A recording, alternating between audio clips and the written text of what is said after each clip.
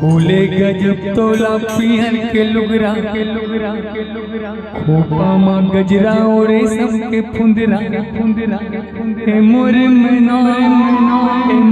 मैना माया लागे वो माया लागे हे मोर मैना माया लागे वो माया लागे।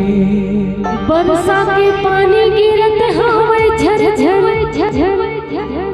सोला सिंगार करे हम तोर बर माया के मौसम हवे दिन चारी जिंदगी भर बने रहे दोस्तारी। ए मोर सुआ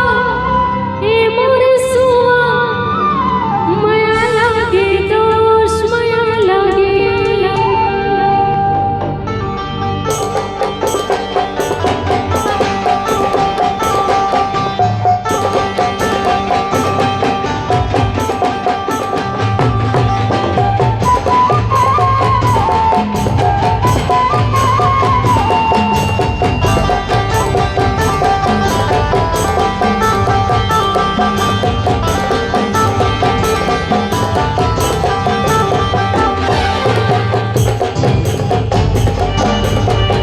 गजब तोला पिहन के लुगरा खोपा माँ गजरा और रेशम के फुंदरा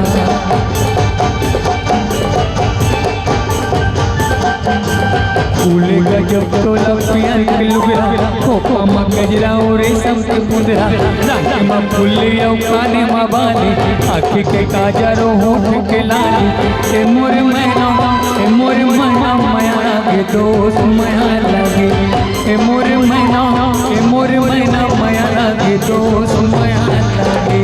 बरसा के पानी गिरत हवे झरझर सोला सिंगार करे हम तोर बर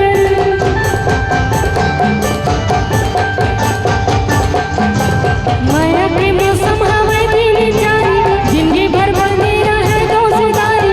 ए मोर सुआ माया लागे दोस्त माया लागे। ए मोर सुआ माया लागे दोस्त माया लागे।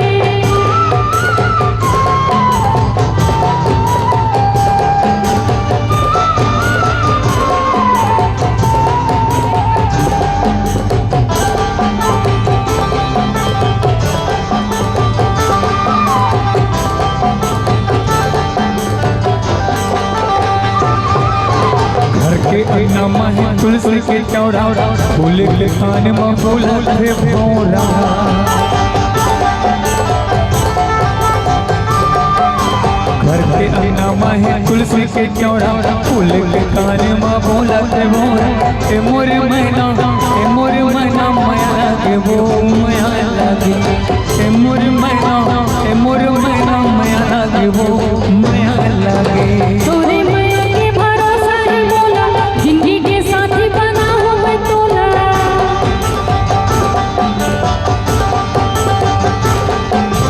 ले जाना राजा चढ़ा के ते डोला बनहु भवानी में ते शंकर भोला। ए मोर सुआ माया लागे दोस्त माया लागे। ए मोर सुआ माया लागे दोस्त माया लागे।